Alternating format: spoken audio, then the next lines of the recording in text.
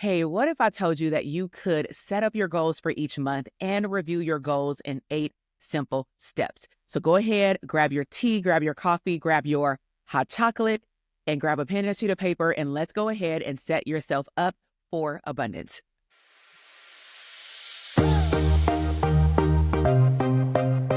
Hey, y'all, welcome back. My name is Dr. TK, clinical psychologist and business mentor, and I am here to share with you my 8-part framework that also has an acronym, ABUNDANT. And we are going to talk about how you can set up each month throughout the entire year with a goal. And then we're also going to talk about how you can set it up at the end of the month to do a reflection. So let's go ahead and start. The first step is the A for aligning your finances. And so when you look at your monthly reset, which means that you are able to start over, you are able to set the tone for what you want to accomplish in the next 28, 29, 30, or 31 days, depending on the month. You want to first look at how do you want to allocate your funds. Now, of course, if you are an entrepreneur, you definitely want to look at it from both angles. How much revenue do you want to generate in your business this month? And then how much money maybe do you want to take home from your business this month? Or if you actually have a contract or a 9-to-5 or part-time, how much money do you want to earn? Now, also, we have to look at allocating, or another word that most people use is budgeting, but I don't like budgeting in terms of the phrase because it just looks like it's a restraint. It feels like you can't do nothing with it, right? So how will you allocate your funds, and how will you make, stack, save, invest your money for the upcoming month? Now, when it comes down to the end of the month, you're going to do a review, a reflection.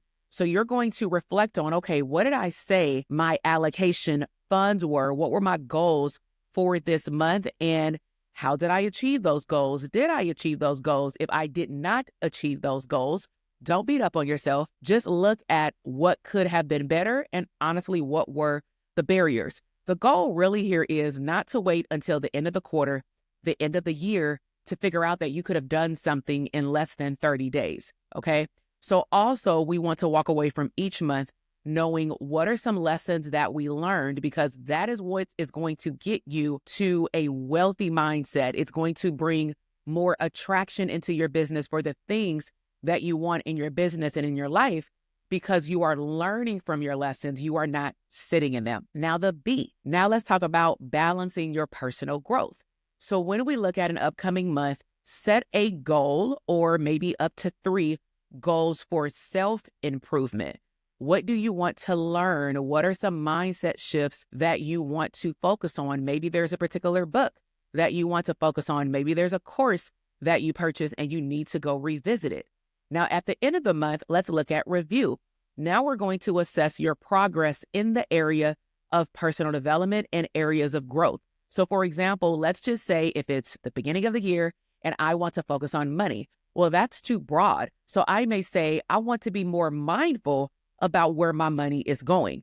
So now what I'm going to look at is, well, did I have a money date every single week, not once a month? What is a money date? You sit down in front of your tablet, your computer, or your phone, you pull up all your bank accounts, your credit cards, your loan statements, and I'm tracking the money to see if I can notice patterns such as, wow, the 3rd week of the month, my whole bank account is zero. Well, did I transfer a lump sum out? Did are my bills due that month? What is going on? And potentially, can I restructure it so that I won't feel like I'm running dry for one particular week out of the month? But the only way you're going to know that is if you actually track what you are actually looking at, okay? So that is balancing personal growth. The U is for uplifting your health and your wellness. We're talking about physical health and mental health. So when we look at resetting for the month, you want to plan for your physical and mental fitness, okay? Should you be in therapy? Should you be reading particular books that is also going to expand your mental health mind? Do you want to hire a trainer? Do you want to join a gym? What is your nutrition? What are your self-care routines? So for example, in the beginning of the year, I reset my entire year because I kind of dipped last year with particularly looking at myself as the vessel that needs to be all the way put together so that I can give to I am a mom, I am a wife, I am a business owner, I am a mentor of a lot of people. And so that means that I need to take care of myself first. I should not be pouring from a half empty cup. I should be not even pouring from a full cup. I should be pouring from a cup that is overflowing, right? And so that is my hope for you as well. So with that said, I had to look at what are some of the things that I used to do that would make my cup be in a state of overflow. And it was simple things like making sure my hair is done every 2 to 3 weeks. If it's something like the way that I have my hair right now in some crochet braids, maybe it's every month and a half, maybe giving myself some space to let my hair breathe, get it deep wash, deep condition, do my natural hair, and then maybe I'll go back to, extensions or whatnot. Simple things like making sure that I put on a calendar, on a recurring schedule, that I get my nails done, not that I have to look at my nails and say, oh man, I missed my appointment. I should have went last week. No, because those things make me feel good. And when I feel good, I produce good. All right. So when it comes down to the review of this particular area, your health and your wellness, you want to evaluate your physical and your mental health over the past month and any other self-care regimens that you put in place, because what you may find over time is that you are putting too much on your plate, even though I know I'm looking at 8 different categories, okay? And so typically these are the categories that you roll around with consciously and unconsciously every single day of the year. And so I just want you to be aware that if you are adding too many goals into every single segment that I am introducing today, if it feels like it's too much, then you're doing too much, okay? You may find an area that you're like, I don't want to focus on that this month. Perfectly fine, okay? So the next phase is for nurturing relationships.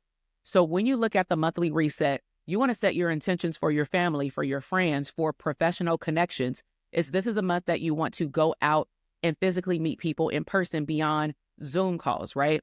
When you do your review at the end of that month, you want to look at, well, what was the progress of meaningful interactions? If your family members invited you out and you really weren't doing anything, but you made up an excuse as to why you were doing something so that you would not go.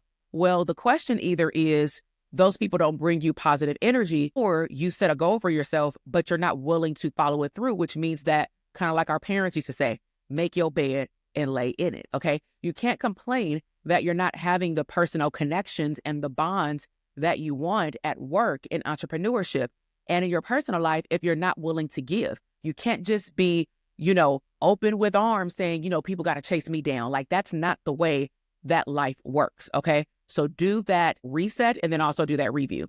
The next phase is D for defining your business goals. So if you do not have a business and you are in a job right now, then you can still set your intentions for your position.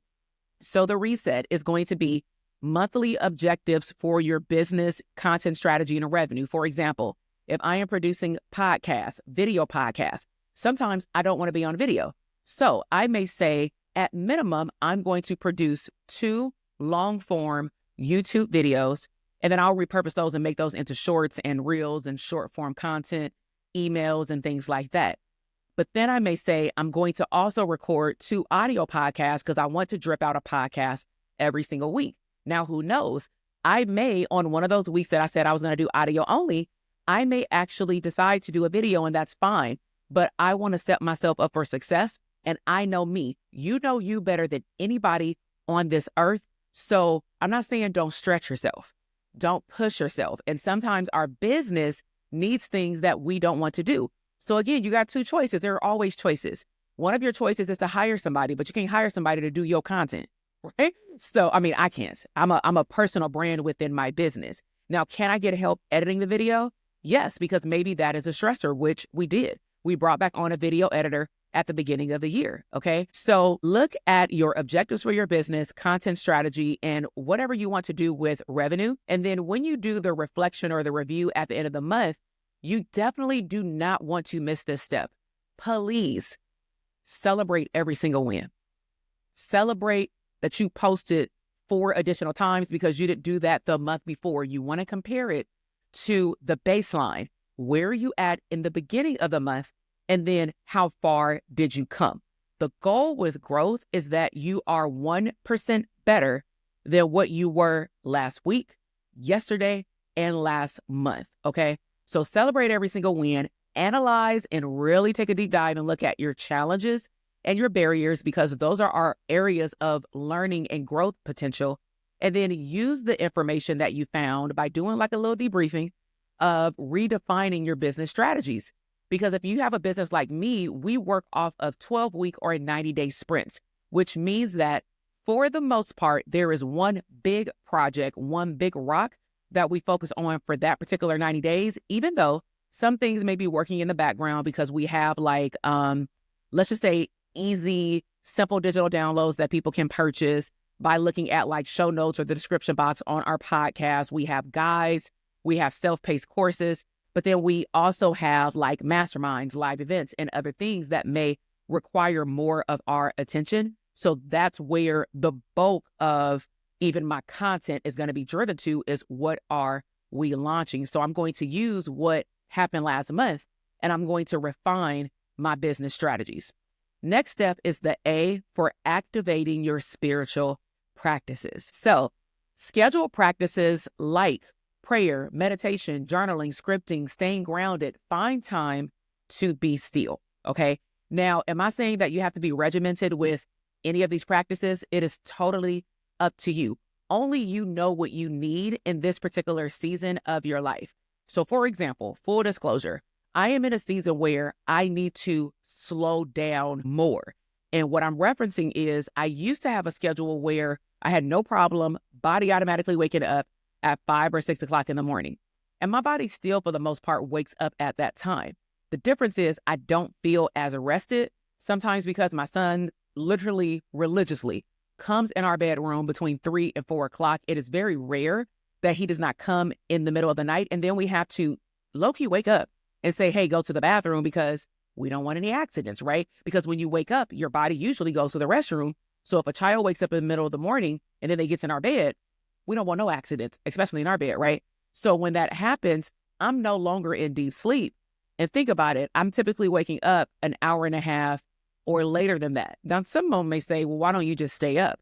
Well, I could, and I used to, but that is no longer aligned with how I want to move in my mornings, because my mornings are typically more heavier for creativity and thought processes. So I'd rather, at minimum, even just rest my body. I still go back to sleep.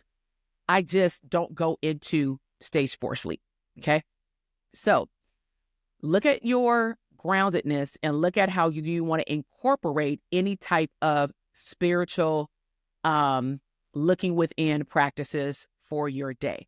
Now, when it comes down to review, again, whatever you set up, review, how were you with your spiritual connection? If you said you were going to start a new chapter in the Bible, or you said that you were going to do this women's everyday prayer journal, or you signed up to actually go to a telephone, morning fast or something like that for 7 days, did you commit and did you finish? Okay. And what impact did it have on your life? The N is for nourish, joy, and fun. Okay. So this is an area that's actually on my vision board for this year. And I want to get better at nourishing fun and also picking up extracurricular activities and hobbies, because that will be directly correlated with me meeting other women, business women, moms, wives, and having also the friendship circle that I would like at this stage of my life be expanded based on the season that I'm in.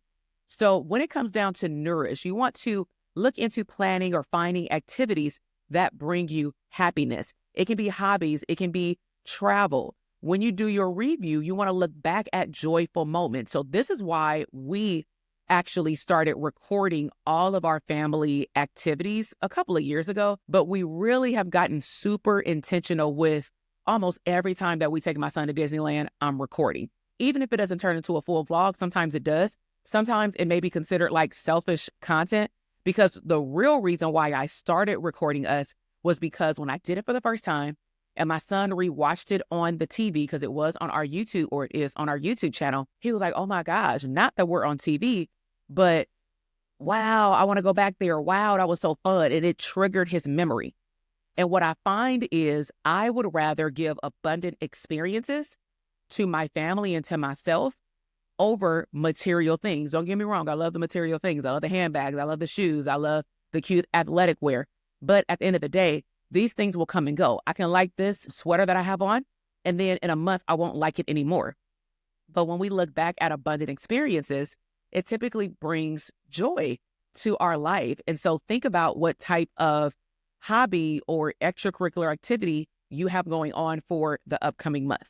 Then the review is look back at those joyful moments and plan how to create more of it. Now, lastly, for our abundant framework is the T. I want you to learn how to track and celebrate your wins. So we're going to bring back those wins. Okay. So for the monthly reset, you're going to identify milestones you want to reach and ways to celebrate them. So you can do this monthly. You can say, you know what? I want to accomplish something in the next 90 days, but I'm going to measure every month how close I'm getting. Right. Then the review is you're going to acknowledge your success. You're going to look at your success, big and small. I also like to add tangible and intangible. I tell that to our coaching clients because when you're building, I teach business systems.